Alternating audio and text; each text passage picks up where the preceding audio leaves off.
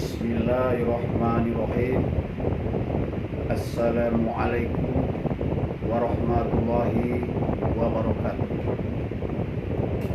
Saya Datuk Hadi, motivator Tauhid Ilmiah. Kali ini saya akan memberikan materi tentang sunnatullah.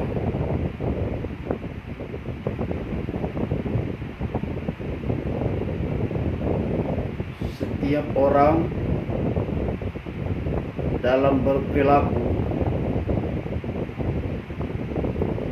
banyak yang mengkait-kaitkan dengan takdir. Bahkan nasib pun dibilang takdir. Maka dari itu, izinkan saya memberikan sedikit wawasan dan pencerahan. Mau diterima silakan, jika tidak silakan.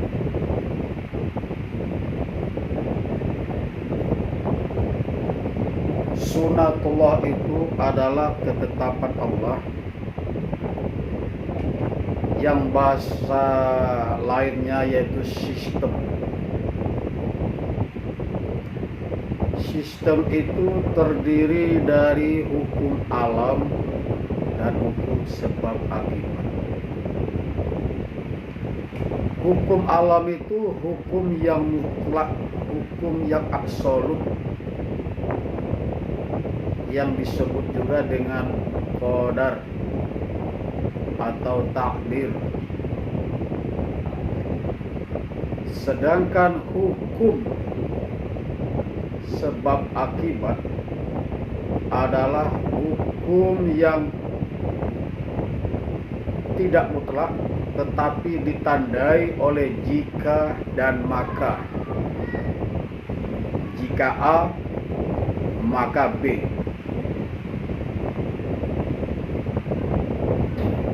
Contoh takdir atau qadar yaitu bumi mengitari matahari. Itu mutlak, bukan sebab akibat.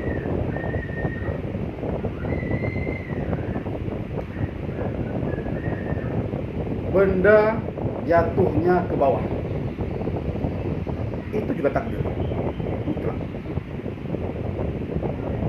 Api panas, itu takdir.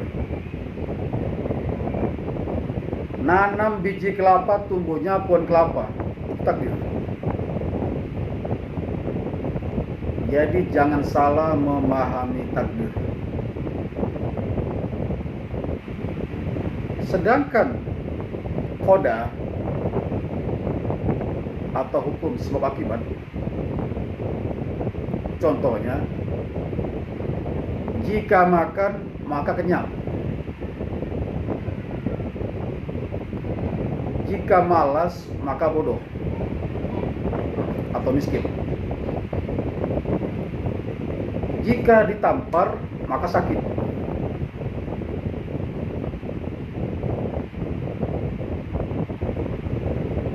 Dan banyak hal-hal lain yang merupakan hukum sebab akibat. Buah dari hukum sebab akibat itu adalah nasib.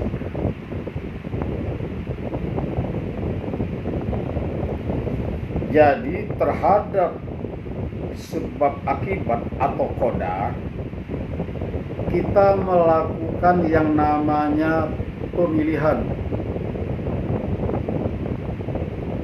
choice atau pilihan. Bahasa lainnya seleksi.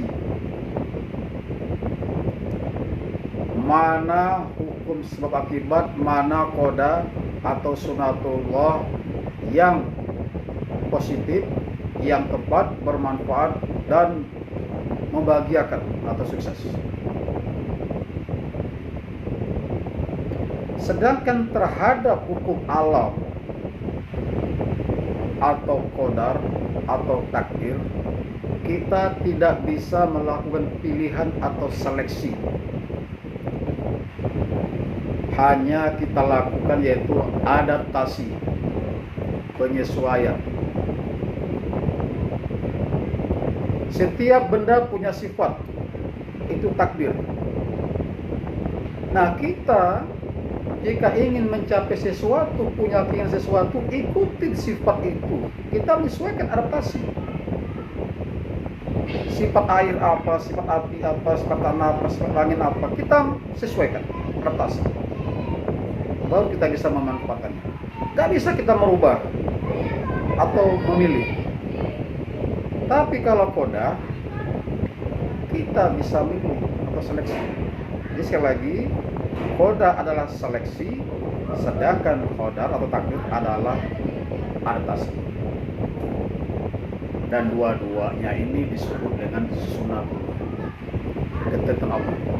Dan ketentuan inilah yang ditulis di Lauhul Mahfuz sebelum ada manusia. Lauhul Mahfuz itu adalah ibarat komputernya Allah. Itu catatan berupa komputer sistem. Di Lauhul Mahfuz itu tertulis segala sifat-sifat benda dan akibat-akibat atas interaksi antar benda. Seperti tadi sebagaimana tadi, itu yang tertulis plus malam. Bukan nasib yang tertulis di Lauhul Mahfuz. Yang salah dalam memahami Al-Quran. Mari yang cerdas. Nasib itu tidak tertulis. Yang pertama kali menulis nasib kita itu adalah orang tua kita. Kita mau menjadi Nasrani, Majusi, Yahudi, dan lain-lain, warna merah, kuning, hijau, biru, ungu, dan sebagainya, itu orang tua kita yang pertama menulisnya. Terus lingkungan lain, dan begitu akil balik, baru kita sendiri yang menulis nasib kita. Gunakan otak dan hati. Namanya N2R2, naluri, nafsu, rasio, rasa. 4 unsur ini kita gunakan dalam menulis atau mengukir nasib kita. Kita maunya apa? Dalam mengukir nasib tadi, ikutin sunnatullah, yaitu qada dan qadar. Jadi bukan dipatok oleh Allah tentang individu. Si A lahirnya tanggal sekian, matinya tanggal sekian, istrinya si A, hartanya sekian, lulus ujian nanti pada tanggal sekian, menang bertanding pada saat bla bla bla bla. Tidak ada. Allah tidak mendikte nasib manusia. Kita mau kaya, mau miskin, mau kawin, mau tidak, mau mati cepat, mau mati lambat, yang pasti akan mati. Mau sukses, mau menang, mau masuk neraka, mau masuk surga, itu urusan kita. Allah sudah menyediakan alam semesta, Allah sudah menyediakan sunnatullahnya, Allah sudah menyediakan N2R2 tadi. Lalu kita kombinasikan, kita cocokkan, lalu kita jalankan jika kita ingin sukses, sehingga kita memperoleh nasib yang baik, yang benar, yang tepat, yang selamat dunia akhirat. Jadi jangan sesekali mengatakan, wah saya sudah digariskan oleh Allah, saya miskin, saya jelek. Tidak. Semua itu sistem. Allah tidak pernah menggariskan dan tidak pula mengintervensi atau ikut campur atas hidup manusia. Semuanya Allah serahkan pada sistem. Ikuti sistem. Sistem itu kalau dia contoh ibarat ATM. ATM itu didesain, dibuat oleh pihak bank. Lalu kita nanti mau berhubungan dengan perbankan lewat ATM, itu sistem yang bekerja. Umpamanya kita mau ngambil uang, apabila di ATM itu uang kita ada di rekening itu, lalu PIN-nya tepat, batas pengambilannya tepat, dan sebagainya, aturan yang dibikin oleh pihak bank, pasti kita bisa atau berhasil mengambil uang kita. Itu sistem otomatis. Tidak pegawai bank yang intervensi, ikut campur, nggak ada.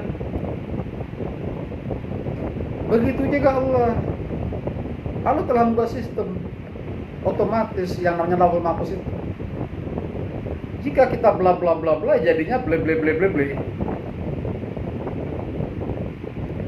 Allah nggak intervensi. Apa perusahaan itu? Maka Allah tegaskan di Al-Quran, Allah tidak akan berubah nasib seseorang atau suatu kaum jika tidak seseorang atau kaum sendiri yang merubahnya. Itu artinya Allah tidak intervensi dan tidak menetapkan. Kalau Allah menetapkan A, B, dan C, itu namanya Allah tidak lagi Maha Adil. Dalam Asmaul Husna ada Al-Adil dari nama-nama Allah, Maha Adil. Kalau dipatok A, B, C, tidak adil. Masa orang belum lahir sudah dipatok nasibnya?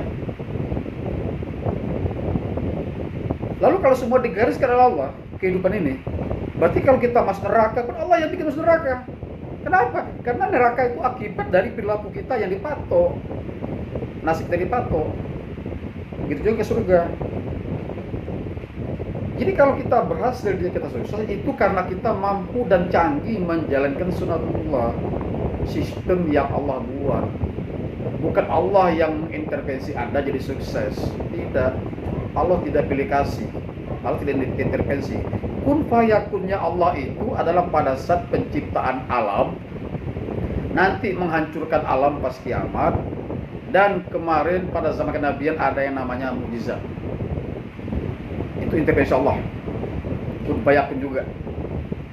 Mukjizat itu jangan dikatakan kelebihan Nabi. Nabi itu gak punya kelebihan, sama dengan manusia lain. Bedanya beliau ditugas Allah menerima wahyu lalu menyampaikan wahyu itu kepada umat. Hanya itu bedanya. Lalu di zaman dahulu karena banyak manusia yang bandel minta membuktikan kekuasaan Allah, lalu Allah tunjukkanlah berupa mukjizat, sehingga orang percaya bahwa beliau adalah Rasul atau utusan Allah atau Nabi. Nah, mukjizat itu adalah merubah sunatullah sesaat. Jadi itu bukan kelebihan Nabi dan bukan keinginan Nabi, dan Nabi tidak bisa melakukan seenaknya. Dan mukjizat itu hanya terjadi sekali per kasus, per Nabi. Tidak ada dua kali. Umpamanya untuk membuktikan kekuasaan bahwa Rasul Nabi Ibrahim itu adalah utusan Allah, ketika beliau dihukum dengan dibakar, lalu Allah merubah sunatullah, api yang tadinya panas menjadi dingin, itulah yang dikatakan mukjizat. Akibat dari api itu dingin, Nabi Ibrahim selamat. Jadi fungsi mukjizat itu adalah untuk membuktikan Allah itu ada dan Nabi itu adalah utusan Allah atau Rasulullah. Karena ada yang Nabi seperti Nabi saja, ada yang sampai kepada level Rasulullah. Jadi untuk kepentingan dakwah mukjizat itu. Tapi selesai zaman kenabian tidak ada lagi yang namanya mukjizat, ataupun bahasa orang karomah, ataupun wangsit, sebagainya, nggak ada.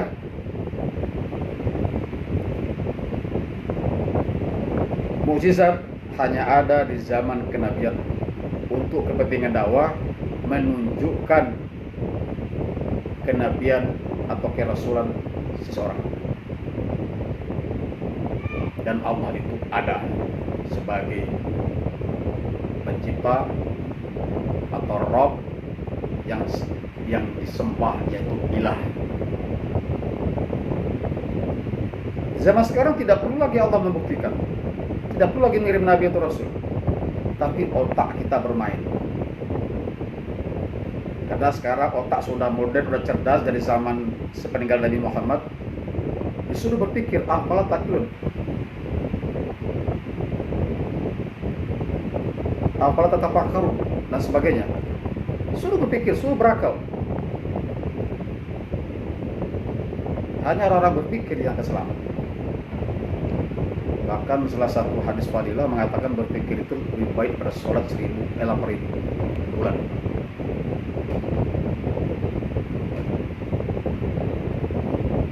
Dan orang yang berilmu itu adalah orang yang paling tinggi derajatnya. Dan orang yang paling mulia adalah yang bertakwa. Jadi, mari berpikir, mari berilmu. Karena tidak ada lagi Nabi dan Rasul. Gunakan kecerdasan kita, gunakan otak kita. Pahami agama secara ilmiah. Jangan mitos lagi, jangan tradisional, jangan jahiliyah. Mari pahami agama dengan otak. Hanya orang yang berotak, cerdas, atau yang berilmu, atau yang berasio diberikan agama. Sekali lagi, agama itu Allah berikan untuk orang-orang yang berpikir, tidak untuk orang-orang gila, mabuk, bodoh, tertidur, gila, dan lain-lain. Tidak. Bagi mereka yang saya sebutkan tadi, agama tidak berfungsi. Mereka mati masuk surga. Karena mereka tidak tahu. Hanya orang-orang yang cerdas, yang berpikir, yang berilmu, agama itu wajib baginya.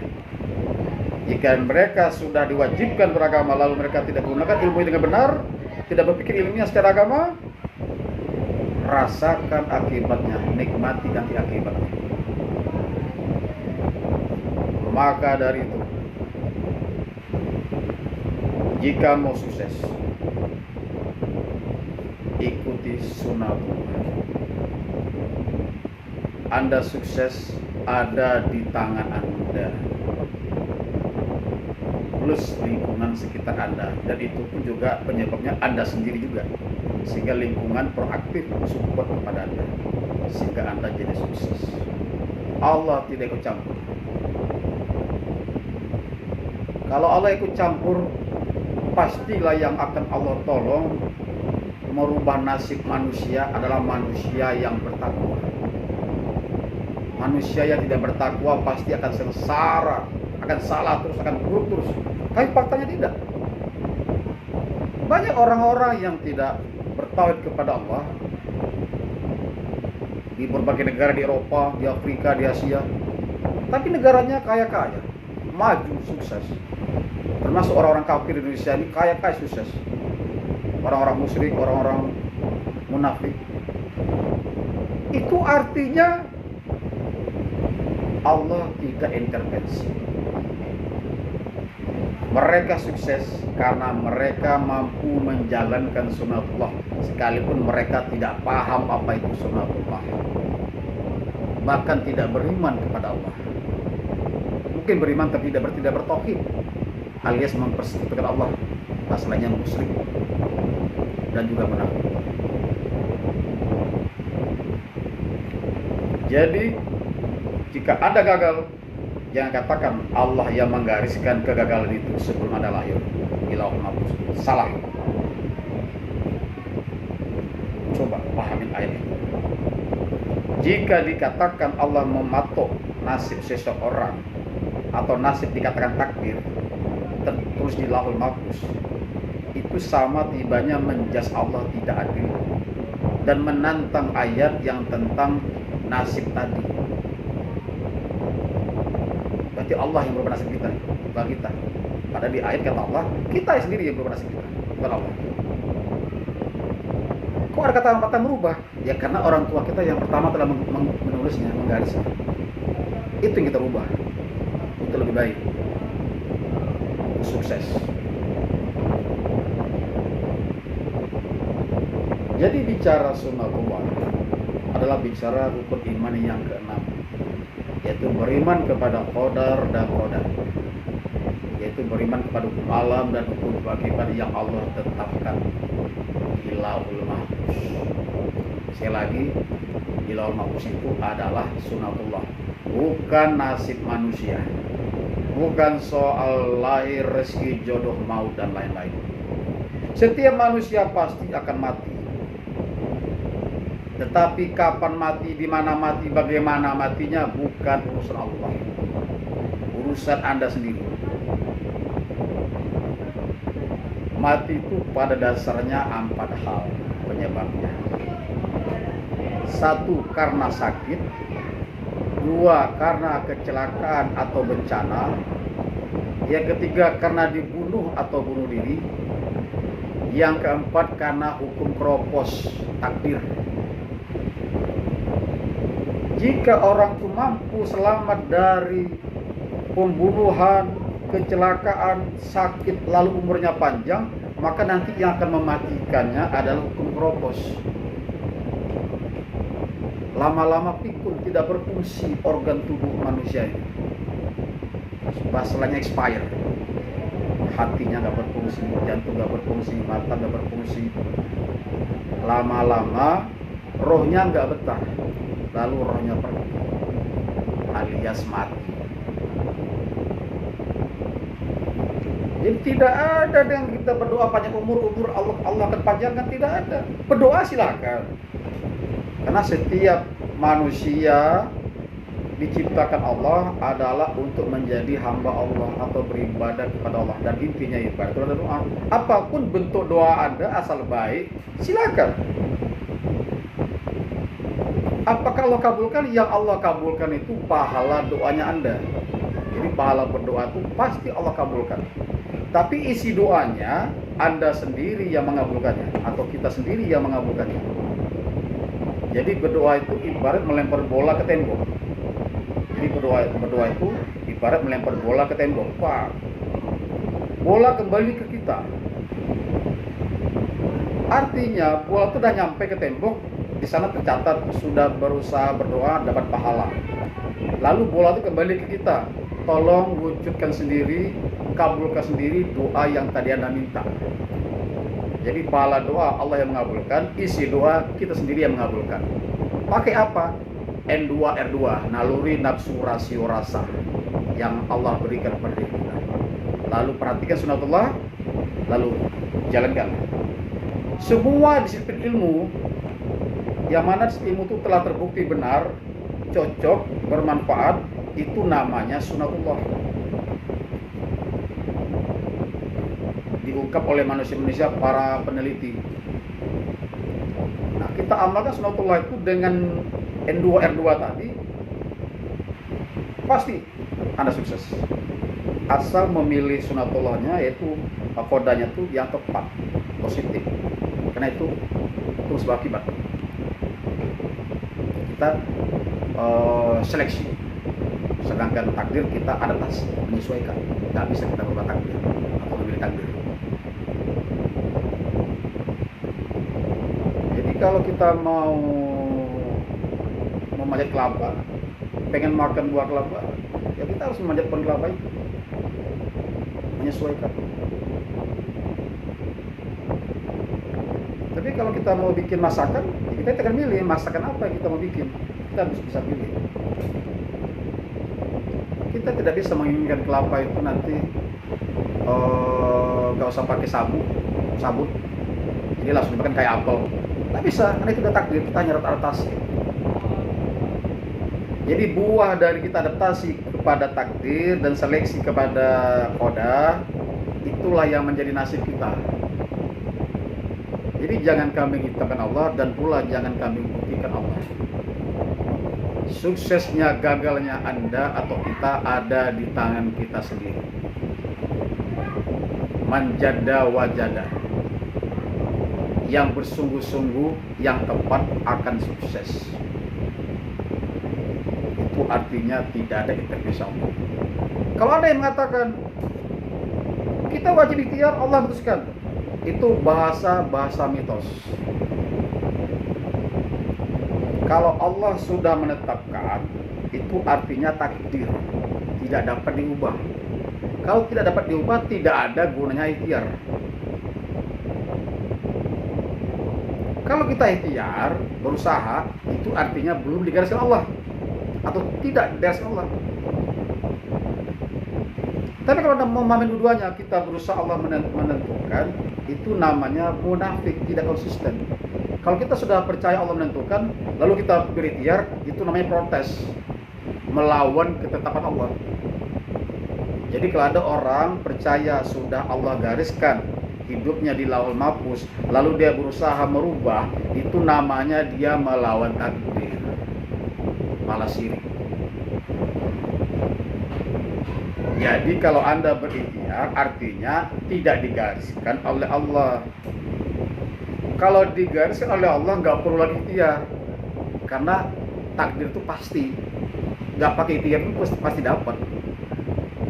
Jadi nggak bisa dua-duanya. Kalau menentukan kita ikhtiar, yang dimaksudkan kata Allah menentukan itu adalah sunnatullah itu tadi, sistem.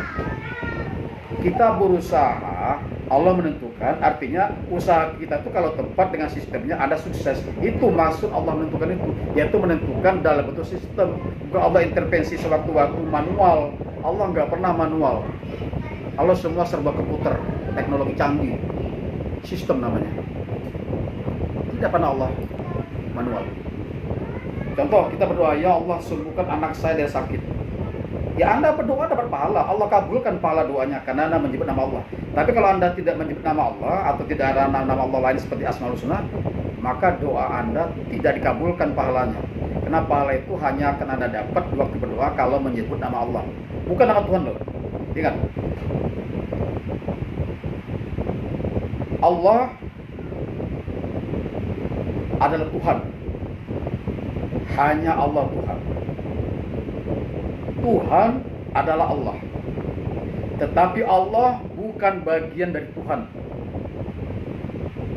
Tuhan di sini dalam artian adalah Rob, pencipta, dan ilah, sembahan. Bahasa Indonesia Tuhan. Sekali lagi, Allah adalah Tuhan atau sembahan atau pencipta, tetapi dan Tuhan itu adalah Allah, hanya Allah, tetapi Allah bukan bagian dari Tuhan. Karena setiap manusia itu punya keyakinan macam-macam dan mereka menyebutnya juga Tuhan. Tuhan kata seseorang belum tahu, belum tentu itu dialamatkan kepada Allah. Jadi kalau mau berdoa kepada Allah, mau beribadah kepada Allah, sebutkan langsung nama Allah, jangan Tuhan. Itu jadi samar, gak jelas. Kayak Anda kan punya nama, lalu ada orang manggil Anda, wahai manusia, apa Anda menoleh? Itu tidak. Tapi langsung, wahai sepulan, Anda baru menoleh jika itu nama Anda. Allah juga demikian, sebutlah nama Allah. Selain Allah ada lagi 99 nama Allah, silakan disebut. Itu pasti dialamatkan kepada Allah. Jika Anda berdoa menyebut nama Allah, pasti dikabulkan pahala doanya. Tapi isi doanya gimana? Anda sendiri yang mengabulkan. Ketika Anda bermohon anaknya semoga sembuh, pahala doanya dapat, Allah kabulkan. Isi doanya Anda kabulkan sendiri. Bagaimana cara kabulkan isi doa tadi? Anda cari dokter, Anda cari tabib, Anda cari sinse atau ahli-ahli herbal dan sebagainya. Jika cocok vaksin dengan toksinnya, penyebab penyakit tadi umpamanya toksin atau virus atau bakteri, cocok dengan vaksinnya, pasti sembuh. Nah, sembuh itu berarti sesuai sistem. Karena kalau vaksin dan toksinnya cocok, sembuh. Itu sesuai sistem. Nah, sesuai sistem itu artinya Allah yang menentukan. Karena sistem itu Allah yang buat. Tapi bukan manual Allah menyembuhkan si anak, tidak. Tapi obat tadi, vaksin tadi yang menyembuhkan si anak. Atau memberikan imunitas kepada dirinya. Jadi dalam pemahaman Islam jangan terlalu simpel. Harus jelas bagaimana jadi ceritanya. Jadi Allah menentukan itu adalah menentukan dalam bentuk sistem, bukan intervensi manual. Sekalipun Anda sejuta kali berdoa, tapi Anda tidak mencari vaksinnya ke dokter atau ke siapapun itu, tidak akan sembuh anak Anda secara otomatis. Karena Allah tidak akan menyembuhkan. Allah hanya mengabulkan pahala doa, bukan isi doa. Biarpun Anda Nabi sekalipun.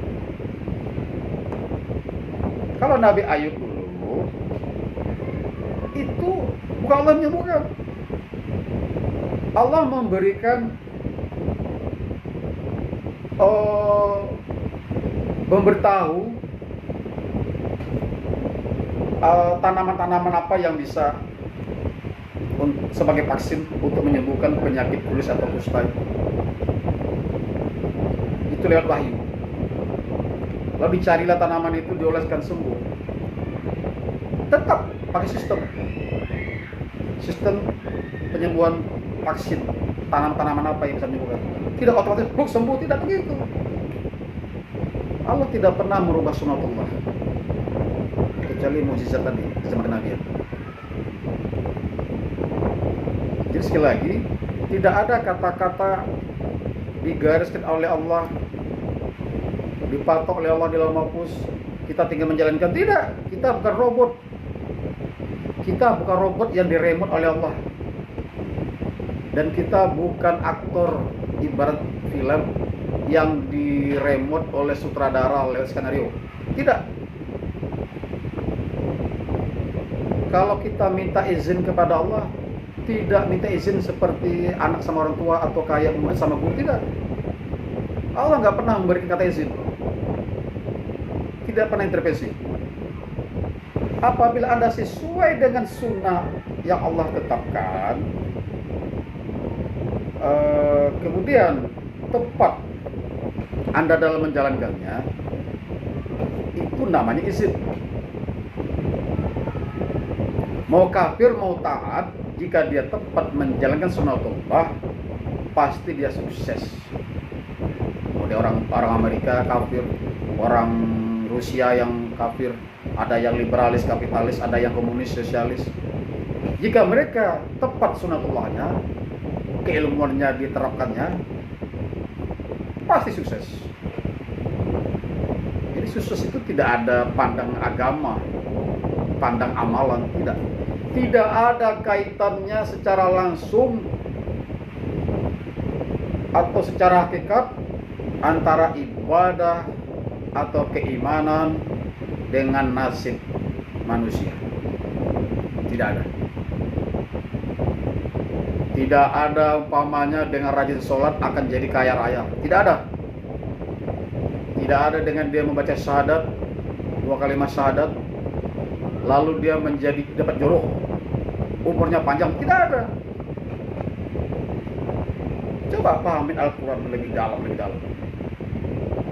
Semua itu karena kita punya ilmu, yaitu sunnah. Al-Quran itu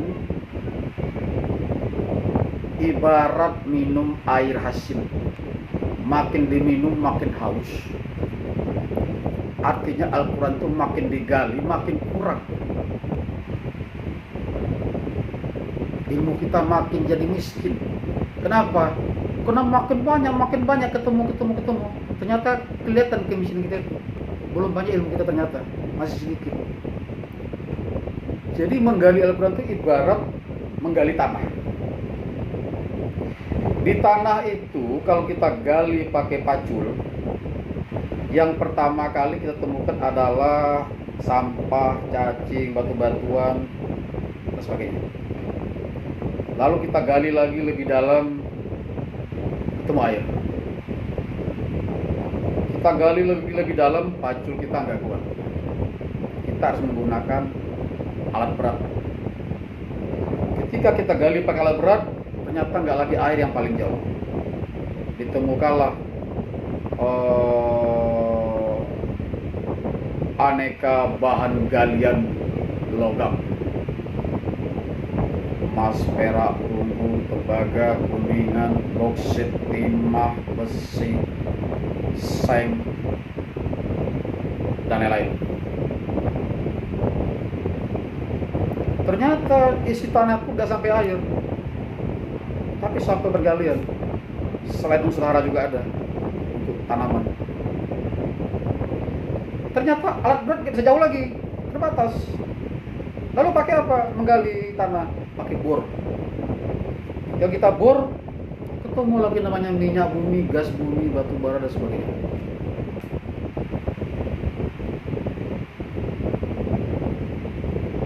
Kalau udah mentok, nggak bisa lagi kita menggali.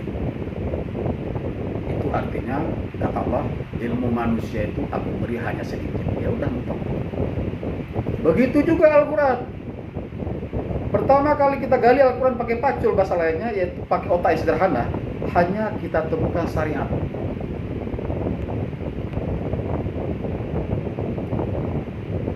Cara beriman, cara beribadah, dan sebagainya.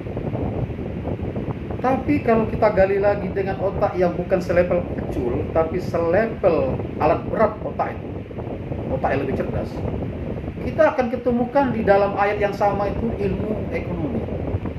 Bukan lagi syariat, tapi ilmu ekonomi, ilmu fisika, ilmu biologi, ilmu astronomi, dan sebagainya. Lalu kita masih punya otak yang lebih cerdas, sekelas Bohr, kita gali lagi itu Al-Quran. Maka ditemukanlah nanti bukan lagi ilmu-ilmu tadi, tapi termasuk teknologi komunikasi. Sehingga kita bisa menemukan pesawat terbang, bisa menemukan ponsel dan kapal selam dan lain-lain. Semua teknologi itu karena kita makin menggali Al-Quran. Tentu tidak mentah-mentah, bisa saja ditemukan, dianalisa lagi, diolah lagi. Karena Al-Quran itu ada yang bersifat bahan mentah, bahan baku, bahan setengah jadi, bahan jadi. Sama kayak alam atau rezeki. Alam itu rezeki untuk manusia, untuk hidup. Nah, rezeki itu juga ada rezeki bahan mentah, rezeki bahan baku, rezeki bahan setengah jadi, rezeki bahan jadi. Jadi kalau di Al-Quran dikatakan Allah yang telah memberikan kamu rezeki, itu artinya untuk manusia secara total, bukan individu. Jadi Allah yang mengatur rezeki itu dalam bentuk alam, bukan rezeki individu. Jadi kalau ibarat ayam potong,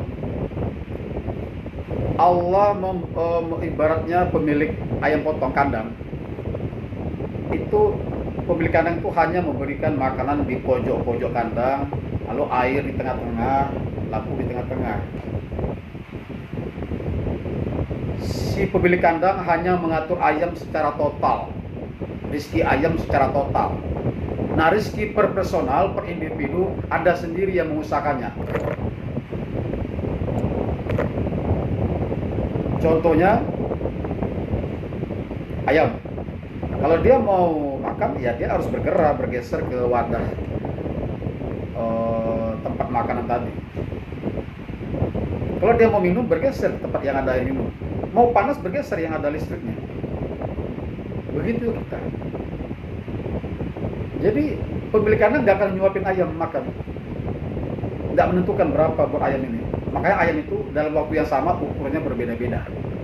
Ada yang setengah kilo, 8 on, 1 kilo, 1,2 dan sebagainya. Jadi manusia itu Allah kasih rezeki bahan mentah, bahan baku, bahan setengah jadi, bahan jadi.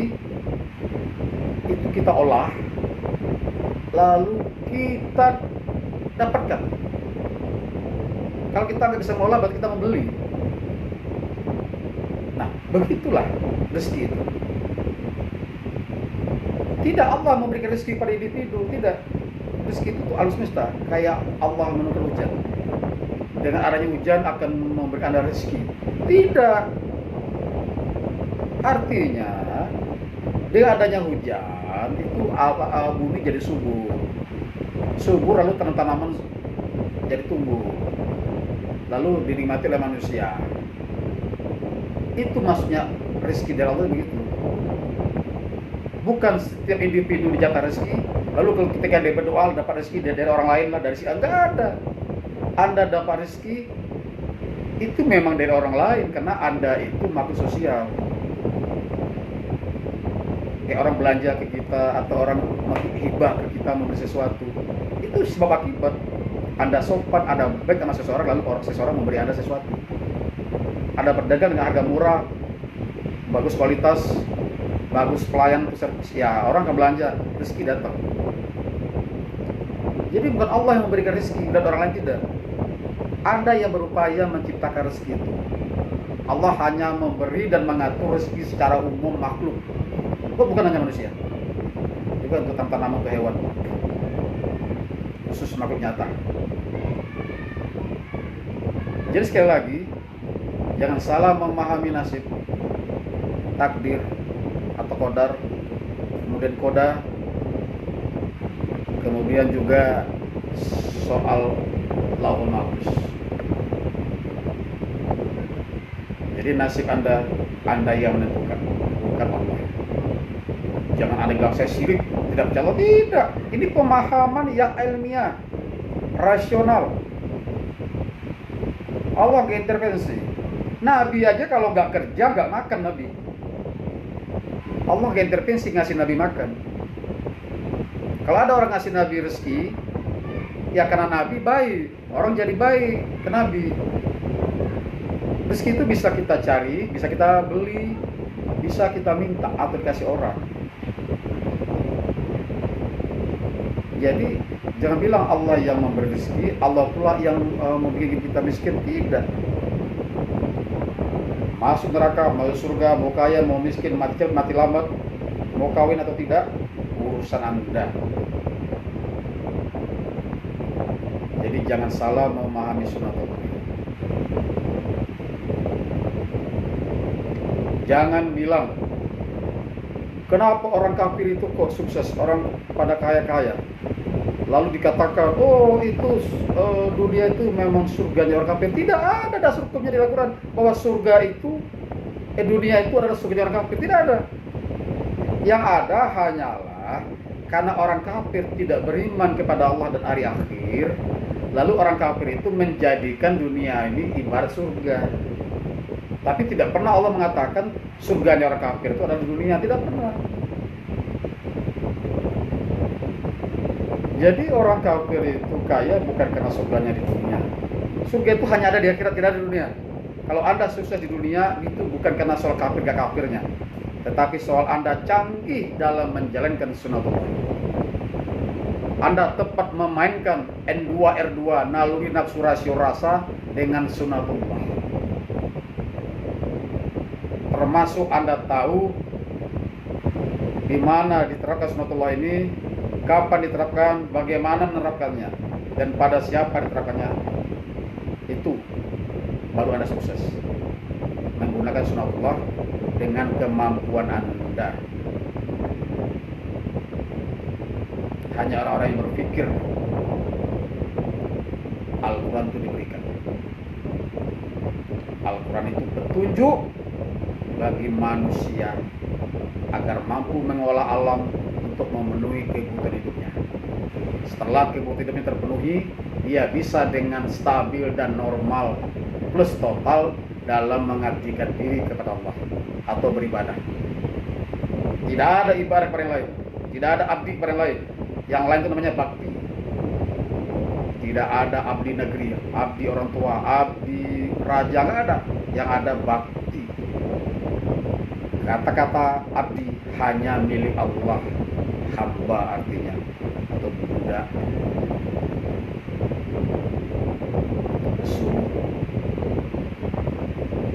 Jadi agama berfungsi untuk orang berpikir. Mari berpikir. Berpikir. Lalu berzikir.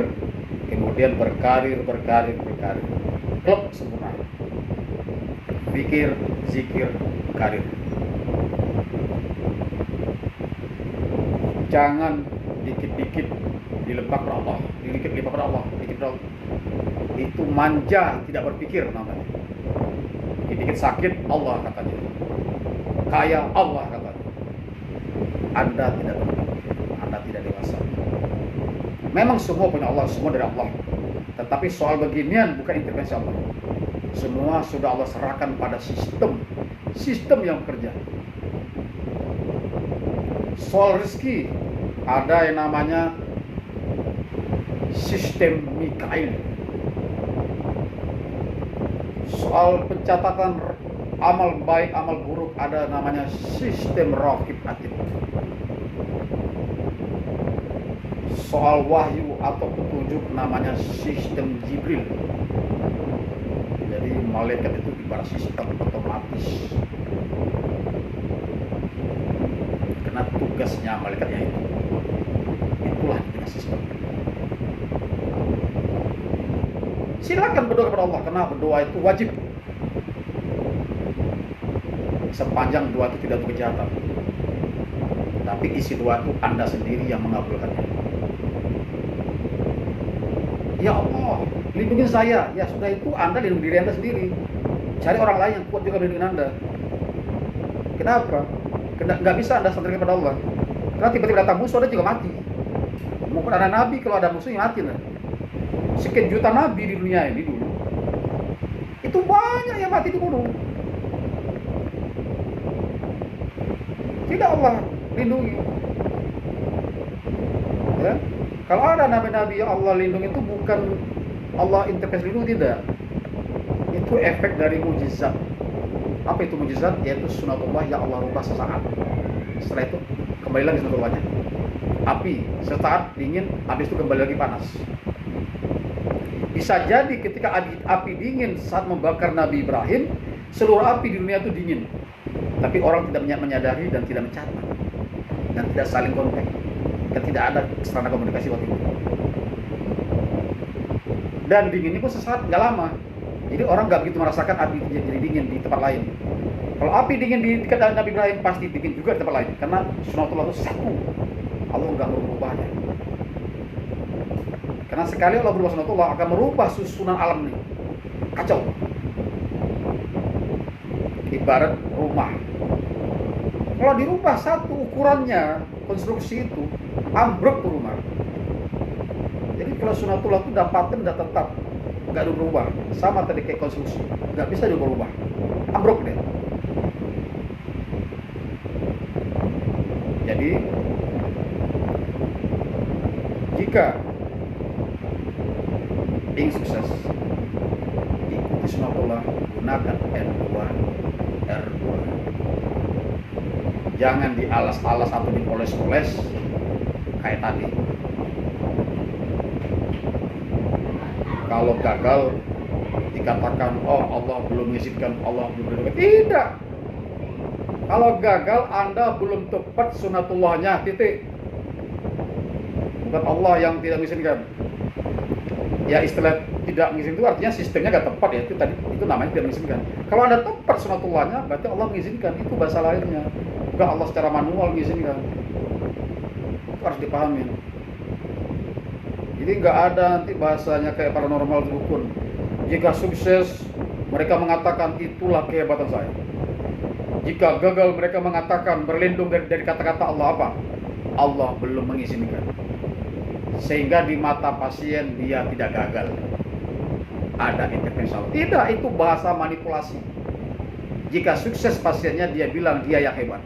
Jika gagal pasiennya menerapkan apa yang dia sampaikan, dia bilang Allah tidak mengizinkan. Berarti dia berlindung dari kata-kata itu. Jadi sekali lagi, tidak ada kata izin-izinan dari Allah. Semuanya ada pada sistem. Kayak ATM tadi. Jika tepat, otomatis berhasil. Itulah izin Allah. Jangan pakai bahasa-bahasa dukun atau paranormal untuk mencari kekayaan, popularitas, lalu menjual Allah. Katanya Allah tidak izin. Tidak. Jadi jika ingin sukses, cerdas, lalu komponen-komponen lain diikutkan. Karena banyak di dunia ini komponen-komponen selain kecerdasan. Kita cerdas, gak punya modal, macet. Cerdas, punya modal, gak punya relasi, macet. Punya relasi, tapi tidak punya servis yang baik, macet. Servis yang baik, tapi tidak berkualitas, macet. Berkualitas, tapi punya banyak musuh, macet juga. Karena keamanan juga penting dalam mencari rezeki, dalam mencari nasib yang baik. Jadi banyak komponen yang harus kita perhatikan selain cerdas tadi. Karena dalam melaksanakan sunatullah itu nanti ada faktor-faktor lain, faktor pendukung, namanya sunatullah pendukung. Jadi tidak selalu berdiri sendiri. Kita melaksanakan sunatullah A, tapi kalau nggak sunatullah B, dia juga gagal. Jadi harus banyak komponen-komponen yang terkait yang kita harus perhatikan sehingga sukses. Begitulah bicara nasib. Dan sekali lagi, jangan katakan nasib itu takdir. Nasib itu bukan takdir, bukan digariskan. Tetapi nasib itu buah dari kita beradaptasi terhadap takdir dan berseleksi terhadap qadar. Qadar atau kadir dan qadar adalah iman yang keenam yang wajib kita imani. Bahwa hukum alam dan hukum sebab akibat itu mutlak ada dari Allah.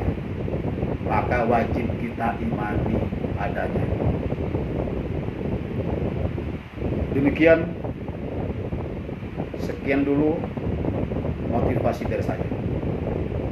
Jika ada kekurangan, mungkin next time. Billahi taufiq wal hidayah. Wassalamualaikum warahmatullahi wabarakatuh. Salam tauhid.